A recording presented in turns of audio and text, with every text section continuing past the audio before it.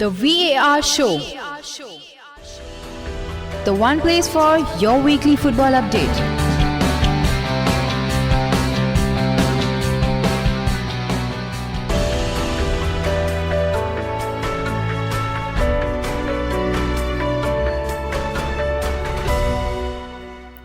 Hola, very warm welcome to the VAR show, the show which talks about all the various major football leagues in detail. Today we are going to continue the theme of interviews and we have a very interesting guest.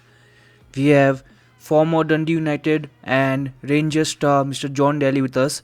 So without wasting much time, I would like to first thank John for coming on the show. Thank you so much, John, and welcome to the show. And I would like to begin by asking you, how are you and what are you doing during this pandemic period? Thanks for having me on. I'm fine. I'm in good spirits. It's been a strange time for everybody. I suppose it's affected the whole world. It hasn't just affected certain areas or certain people in particular. It's affected everyone from football right through to every other walk of life. So. So I've kind of tried to stay busy, doing podcasts, doing webinars, going and trying to just keep educating myself and keep, trying to evolve your knowledge and take on as much information as you can and also spending time with my family. My kids, I've got two girls that are currently in school and the schools are closed over here now, so a lot of my time has been spent homeschooling the girls. My youngest in particular needs quite a lot of help, so most of my days now are sitting down and making sure that she's doing her school work and making sure that she understands everything. And it's been good. It's been enjoyable to spend time with them. I've enjoyed this time out since I left Hearts. I've enjoyed the time off, and it's just it's a bit unfortunate that this pandemic has come around when it has, and it's kind of extended my stay outside of football just now. So, let's talk about a lighter topic, that is football in comparison to what's happening around the world right now. So, I'll talk about your playing days with Rangers, and you signed for Rangers during a very difficult period of the club. They had undergone very difficult. They were relegated and they underwent administration. So, how was the mood around the club when you joined? Of course, the mood around the club would be similar, but what about the fans? How were they? Would they come and support you in the League 2 also? Yeah, the fans were superb. Really, they came out in their numbers. They backed the club. Every home game was sold out, which at Ibrox is over a 50,000 seat capacity stadium. So, to sell that out, every week that you played there was phenomenal, and the atmosphere that they generated. And yes, they have got high expectations, which with the history of the club and the teams they've had and the players they've had play in front of them, you can understand the expectations were quite high, and it was something that I really enjoyed and something that I that helped me perform, because that pressure of having to perform in front of such a vast amount of fans was fantastic. And it was a fantastic football club. It's a worldwide institution. It's a huge football club, and a very, very well backed club. And I thought the fans were excellent. And it was unfortunate what happened and how things happened for the club, that they had to go back and basically start again. But I think sometimes out of adversity you grow in strength, and I think you can see that now. The club are back in the Premiership now, and they've got a fantastic manager in Steven Gerrard, and they certainly are competing at the right end of the table. They're not too far away from Celtic, so I think over the coming years we could maybe see a real battle between Celtic and Rangers, for the league titles. So, you have played for quite a lot of big clubs in Scotland, and you have managed there also. So, generally, the perception of Scottish League is quite low, at least for people outside of Scotland. I think there was even some pundits saying that if you have Celtic and Rangers come out the Premier League, they'll be relegation candidates.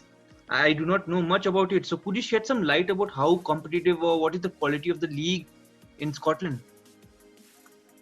Yeah, I think the fact that it is, you know, geographically it's so close to the English Premiership that, you know, you cannot compare the two. And you know, when I played in England, it doesn't get much coverage in England at all. You know, in the papers or on the TV, it doesn't get an awful lot of press. So when I played in England, I didn't know an awful lot about Scottish football myself. It was only when I moved to Scotland, you see how passionate the fans are, how passionate the people are about the sport up here and the game in general. And you know, the coverage up in Scotland, probably like most countries, you know, they like to see their own leagues do well. And when I first came up, I didn't really know what to expect. You know, you kind of have, as you said, you have this perception of it's not going to be a good standard. It's inferior to what's going on down south. But for me, it was a fantastic level. You know, and it was one that I really enjoyed playing in. I felt the game was slightly different in England. You know, it was probably more about physicality and you know, about, you know, strength and size. You know, so you're coming up against, maybe, you know, playing as a striker, I was coming up against centre backs that were, you know, 6'5", 6'6", and they're big, strong men. And it was constantly a physical battle. When I came to Scotland, I felt that it was a bit more technical. You know, the game was played more on the ground. There was more football played than maybe in the lower leagues in England. And that was a surprise to me, and it was a pleasant surprise, and it was one that I really enjoyed. And I thought, as you said, I think some of the coverage and some of the press that it gets, I think, is a bit unfair. I think the quality and the standard has been really good, and it has improved. And I think you only have to look at that when you look at the likes of Andy Robertson, who, you know, started off at Queen's Park and then went to, you know, Dundee United and then went on to Hull and has now won the Champions League. You've got like John McGinn now at Aston Villa, who's doing really, really well. So there's numerous players that have gone on from the Scottish Premiership that have gone on to have really, really good careers in the English Premiership. And you know, it is a burning question of, you know, if Celtic and Rangers were to go into the Premiership, how would they do? It's I think initially they would find it tough, but I think the fact that they have such, you know, both clubs are huge organisations with worldwide fans. I think given a couple of seasons in the Premiership, I think, you know, and the finances and the resources that the Premiership clubs, you know, are exposed to, I think if they were to have that backing, I think they could compete in the top half at least. So, you know, like you have played, like I said, you like in the previous question, I would like to continue from that. Like you played for quite a lot of clubs, but if you had to associate yourself with one club throughout your career, which one would that be? Like if tomorrow I come and ask you and you have to introduce me yourself to me, what would you say? Like I played for which club? I think I've enjoyed every club I've played for. I really have, and I've always tried to take something from each club. But I think probably the closest affiliation and the one that probably, you know, pulls on the heartstrings more is probably Dundee United. You know, I spent 6.5 years there.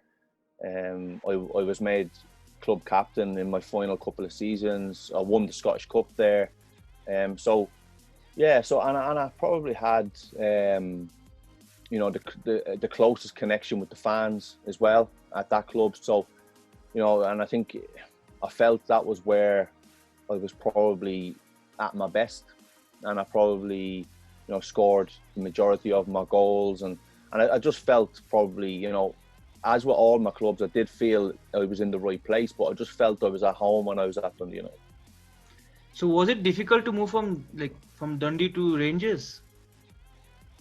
Yes, it was, because I was there for 6.5 years and I hadn't planned on moving. I had wanted to stay, but as with most things, you know, football is a short career, and I think the contract talks with Dundee United didn't go particularly well. I had previously, you know, had my 2 best seasons for the club, and I felt that, you know, the contract offer I got offered lengthwise didn't reflect, you know, how I felt my value was to the team. And I got offered a 1-year extension, which, you know, the club at the time, you know, I was 30 years of age, so they felt that, you know, a 1-year contract extension was the right thing to do. I was looking for 2 years, so we kind of broke down on that, and I kind of made the decision then to just try and see out my contract and see what offers came and what opportunities came about. And when Rangers came in and offered me a 2-year contract, I had wanted to play for Ali McCoist. You know, I'd a lot of respect for Ali, and I thought it would be great to go and experience playing for such a huge football club. And yes, they were in the lower divisions, but I seen it as a really good opportunity to go and play in front of 50,000 people, you know, every second week. And so it was a tough decision, and there's no doubt about that. It was, as I said, it was, the club meant a lot to me, and it still does. So it was a tough decision, and but it was one that I felt was the right thing to do at the time. And you know, it's given me the opportunity, as I said, to experience playing at a club like Rangers, which, you know, I'm very grateful for. So, you know, my next question is like, you suffered a lot of injuries, but one that stands out for me when I was preparing the interview questions was like the injury you had with your knee. It was quite grave injury you had. How much did it affect your playing career? It's a good question. I think, strangely enough, I think it improved me. I think it made me better. You know, I tried to use that opportunity in my injury to really reflect on my game, and you know, I think a lot of players that, you know, maybe rely on pace, or they rely on their quickness, or their, you know, their speed of movement, sometimes it can affect their game, and they maybe need to, you know, think outside the box, and they maybe need to adapt their game to coming back. But I wasn't a player that relied on pace, so it didn't effectively slow me down. But what it did do was it gave me the opportunity to really study my position and to look at myself, at how I played and what I tried to do, and it also gave me the opportunity to go away and really build myself up physically, that I could come back stronger and in a better shape and better position than when I had got injured. So yeah, I felt, yes, getting injuries like that are, you know, they can be drastic, and they really can test you. You know, mentally it's tough. It is extremely tough mentally, especially in that initial stages. You know, when it's just happened, or maybe you've just had your operation, and you feel like it's you're never going to come back from it, and it's such a long way away. But I think once you get your focus and you kind of strategize how you're going to come back and how you're going to use the time effectively, I think you can use it as a springboard to come back, you know, better than you ever were. And I felt every time I had injuries, you know, I tried to look at it like that. I tried to look at it in that mindset. And as I said, it helps that, you know, I didn't rely on pace in my game. And, you know, I was quite fortunate that the type of player I was, I could probably absorb an injury like that and use it to my benefit. And yeah, so I tried to use them. You know, I had my knee, my ankle. I think I'd done my knee twice, and I'd done my ankle as well, quite bad. So I had three really bad injuries throughout my career that I always felt I was going to use as a tool and as an opportunity to come back in a better place than I was when I got the injuries. So, you know, like moving on from your playing to your management career, okay, like you also you are into management actually right now also. So did you always have an idea, or did you always plan to get into management and coaching? Yeah, I think, you know, in the early stages of my career, I probably never really looked at, you know, what you're going to do or what you want to do when you're finished playing, because ultimately you just think you can play forever. You do. You think, you know, this is never going to end, and I'm going to play until I'm 55. But it obviously doesn't happen like that, and your body catches up on you. But I think it was 2011 when I started to really look at, you know, like, I'm going to maybe look to see what I want to do when I finish playing. You know, I love the game, and I think the times that I was injured and I was sat in the stand and I was analysing the games and I was analysing my position, it kind of gave me a better understanding of the game. And effectively, when in 2011 I decided to do my UEFA B licence, there was myself, Willow Flood and Sean Dillon were all teammates at Dundee United, and we decided to go on the course together, and it was really, really good. It was very insightful, and it just kind of gave you an idea that the level the level of detail that coaches and managers go into, and I really enjoyed it, and it was something that I thought I would like to pursue once my playing days are over. And I was, again, very fortunate and very, very lucky that, you know, when I was coming to the end of my career, I got that opportunity at Hearts to go in and just doing the 20s coach. And it was something that, you know, I had the decision to retire. You know, maybe in my mind, I felt I could play on for another couple of seasons. But, you know, the opportunity to go in at a club like Hearts was, you know, it was one of those that, you know, kind of too good to turn down. So yeah, it was something that I kind of had my eye on. Maybe back in 2011, as I said, when I started my UEFA B licence, that it was just kind of putting out feelers to see what kind of route and what pathway I wanted to go down when I finished playing. And yeah, it's something that I've enjoyed, and it's something I really enjoy. I enjoy, you know, planning sessions and trying to help players get better, and especially working with, you know, all different types of players, younger players especially. You know, you're very, very receptive to, they want to improve, and then the experiences of working with older players, you know, who probably are a bit more understanding of what they are as players, so they know what they want to do and they know how they want to improve. And so it's been adaptable, and, you know, it's something that, yeah, I've really enjoyed, and it's something that I'm looking forward to getting back into once this pandemic is past and the opportunities become available. So, you know, you're very early in your management career compared to many other people in the society. Okay, and then if you had to describe yourself as a coach, how would you describe your philosophy? Like, how would you describe your team? A team. If I had a team, it's a good question, because I've not actually had that opportunity to have a team. I've obviously done. I've been the interior manager at Hearts on a couple of occasions, you know, where I've stepped in when managers have left. So you're kind of just taking the reins as such until a manager is appointed. So it's, you know, if I was to go and get a team tomorrow, what way would I want them to play? I think first and foremost, you know, in an ideal situation where you go in and you have the players to play how you want to play, I would like to play, you know, I like to have the football. You know, I like my team to have the ball and to work the opposition. So possession-based game, one where, you know, when we haven't got the ball, we work really, really hard to get it back, and we work extremely hard for each other. So, you know, a high pressing game. A bit, you know, everyone wants to play the perfect way, but I think for me, I think I'm quite adaptable, and I think, you know, I'm quite, you know, I think if I went into a team tomorrow, I would try and organise a structure that worked for the players that were at my disposal, you know, because if I have players that aren't comfortable in possession of the football, then, you know, asking them to do stuff that they're not comfortable with is going to be counterproductive. So I think you have to, first and foremost, when you go into a club, you have to adapt to the players that are at your disposal and the ones that you can call upon.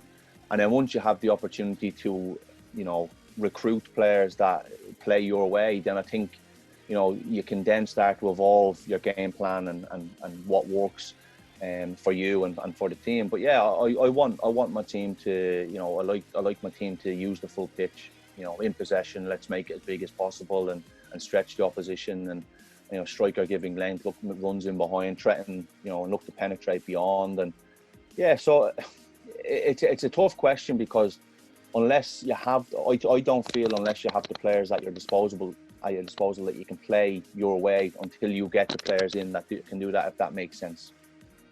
Yeah, it definitely makes sense, because as you said, you have to, maybe you'll find your way eventually, maybe in 5-6 years, how you want to play.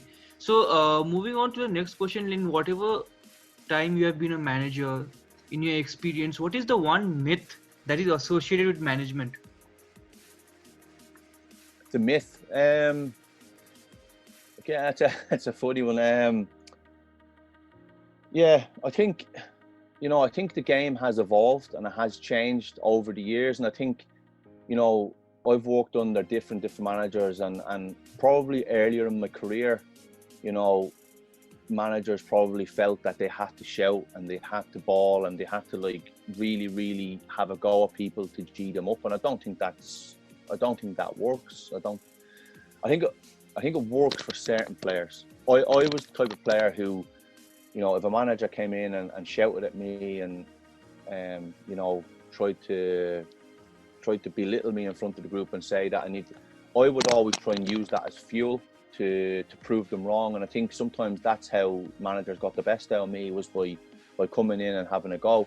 But I think you have to be very, very careful, and you have to understand the players and understand that each individual is different, and each individual, you know, responds differently to different treatment and reacts differently to different styles. So I think, you know, the myth of coming in and shouting and bawling at players, I don't think that works for every player. So I do think that you have to be, you know, really, really switched on as a coach or a manager to the way different people learn and different people take on information. So since you have played for Rangers, I have to ask you this question. Were you satisfied when Celtic were given the title this season? Again, that's a tough.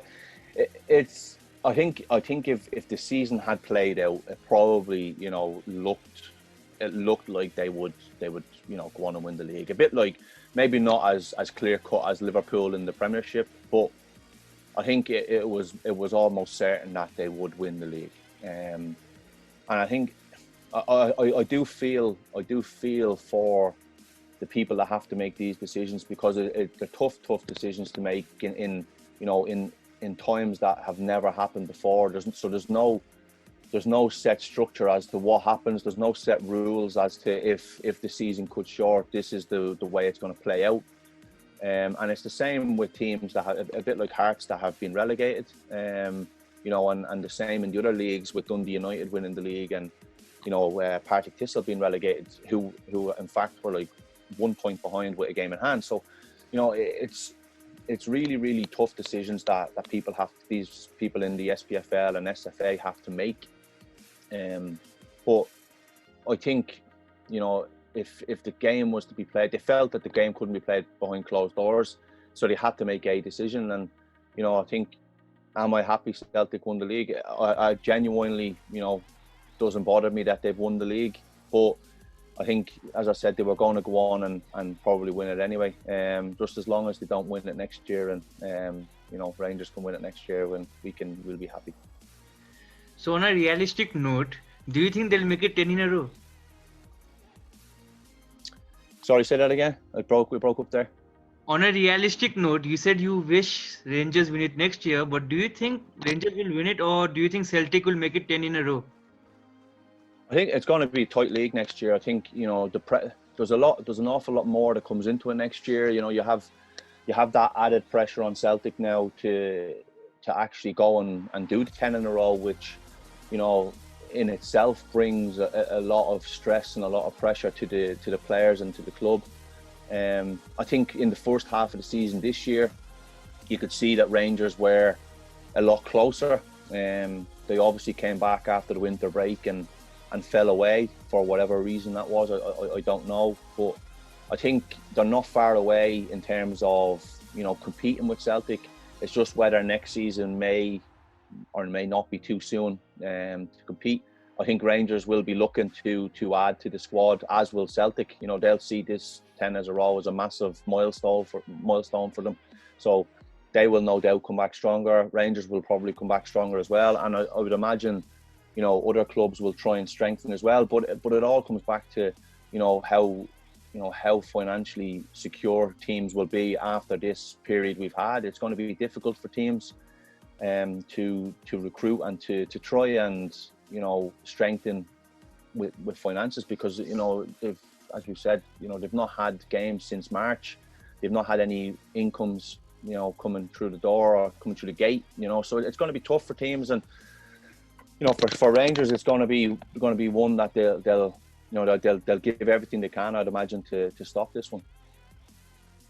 So we'll move on from that topic. So now I'll talk about your career as a whole. If you had to choose one standout moment, which will be very difficult for you because of the career you have had, if you had to choose one moment that you will cherish for the rest of your lives, which moment will that be? I think it has to be winning the Scottish Cup with Dundee United. it's 10 years ago this year, which is remarkable. It doesn't feel that long ago. But yeah, winning the Scottish Cup and that season, you know, we qualified for Europe. We finished third in the league, and we won the Scottish Cup. So it was a fantastic year for the group and for the team and for the staff and players and everyone involved with the club. It's something that, you know, will live with me for forevermore, and it's something that I'm fantastically proud of to be part of a team. You know, like Dundee United that have gone on to win the Scottish Cup. You know, there's probably been, you know, players that are far more, you know, better than I was as a player that haven't won a Scottish Cup. So, you know, to win that, you know, I'm very, very proud of that. And, you know, I think I just remember the run up to it, and, you know, even the semi-finals when we played Raith Rovers and Celtic were playing Ross County. You know, I remember we were playing on the Sunday, Celtic were playing on the Saturday, and Ross County beat Celtic. You know, so we were in a position where if we beat Raith Rovers, we were playing Ross County in the final. So we seen that as a fantastic opportunity. You know, both teams, Raith Rovers and Ross County, were both in the championship at the time. So, you know, we knew that we were never ever going to get an opportunity like that again. And so I think when we seen Celtic getting beat on the Saturday, you know, you could see the focus within the group to really, you know, not mess it up and not slip up. And, you know, Raith Rovers was a tough game in the semis, and then the build up to Ross County was great. And, you know, obviously the day that was in it, I think it was 0-0 at half time, and then we went on to win 3-0. Which was fantastic. And, you know, the atmosphere within the stadium, and when you came back on the bus after the game back to Dundee, and the next day when we had done the open top bus parade around Dundee was phenomenal. You know, so that's something that, you know, as I said, it's you do have a lot of highs, and, you know, there's so many lows in the game that you need to overcome as well. So it's important that you cherish the highs when they come, because, as I said, there's plenty of football players that have never won a trophy or won a medal, and, you know, and go through their careers without experiencing that. So I'm really you know, honoured that I've had that opportunity to win the cup with United. So with your experience, maybe what you had on the pitch and some bad experiences, like maybe the injuries, do you have any advice for young players?